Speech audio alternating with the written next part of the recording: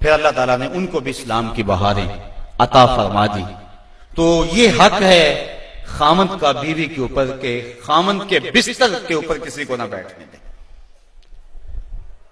اللہ کے محبوب علیہ السلام نے فرمایا ایما امرأۃ ماتت وزوجها عنها راض دخلت الجنہ، وہ عورت جو اس حال میں مری کہ اس کا خامند اس پہ راضی تھا، فرمایا وہ عورت سیدھی جنت میں جائے گی۔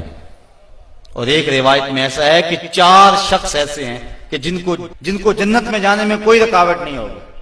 ان میں سے ایک وہ شخص جس نے اپنے والدین کی خدمت کی اور والدین اس پہ راضی ہوئے، دوسرا وہ شخص جس کے بال بچے زیادہ تھے، ذرائع آمدنی تھوڑے تھے، لیکن اس نے بچوں کے پیٹ میں حرام کا ایک لقمہ بھی نہیں جانے دیا، تیسرا وہ شخص جس نے ایسی پکی توبہ کی گناہوں کی طرف دوبارہ پلٹنا اس کے لیے اتنا ہی مشکل ہے جس طرح تھنوں سے نکلے ہوئے دودھ کو واپس کیا جائے، اور چوتھی وہ خاتون کہ جس نے اپنی ساری محبتیں اپنے خامد پہ نچھاور کر دی اور اس حال میں فوت ہوئی کہ اس کا خامد اس پہ راضی تھا۔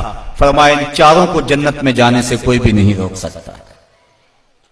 تو عورت کی جنت مرد ہے، اگر وہ مرد کو راضی کر لے گی تو جنت کی راہوں کی مسافر ہے، اور اگر وہ اپنے شوہر کو راضی نہیں کر پاتی تو اللہ کے محبوب علیہ السلام نے فرمایا میں نے کثرت کے ساتھ عورتوں کو دوزخ میں دیکھا ہے۔ عرض کی حضور کس وجہ سے؟ فرمایا ایک تو کثرت سے لعنت کرنے والی ہوتی ہیں اور دوسرا خامد کی ناشکری کرنے والی ہوتی ہیں۔ یہ 2 بد خصلتیں عورت میں ایسی ہیں جو عورت کو جہنم کا ایندھن بنا دیتی ہیں۔ ورنہ عورت جو اپنے خامد اور شوہر کے ساتھ وفا کرتی ہے، کسی بزرگ نے کہا کہ عورت نے 2 بول بولے کہ میں تیری ہوں، پھر زمانہ بدل گیا وہ نہ بدلی، اس نے وفا کی حد کر دی۔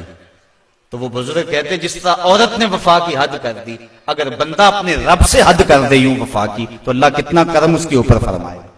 اب عورت دکھ بھی سہتی ہے، تکلیفیں بھی سہتی ہے، لیکن اپنے اس قول سے نہیں پھرتی، بدلتی نہیں ہے۔ اس کی آرزو یہ ہوتی ہے اس گھر میں سرخ جوڑا پہن کے آئی تھی، سفید لباس لے کر نکلوں اس گھر سے، یہ اس کی آرزو ہوتی ہے۔ اور کسی عورت کی یہ خوش قسمتی ہے۔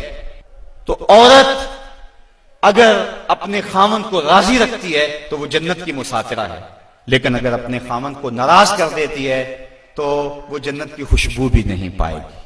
اس حال میں مرے کہ اس کا شوہر اس سے راضی ہو جائے۔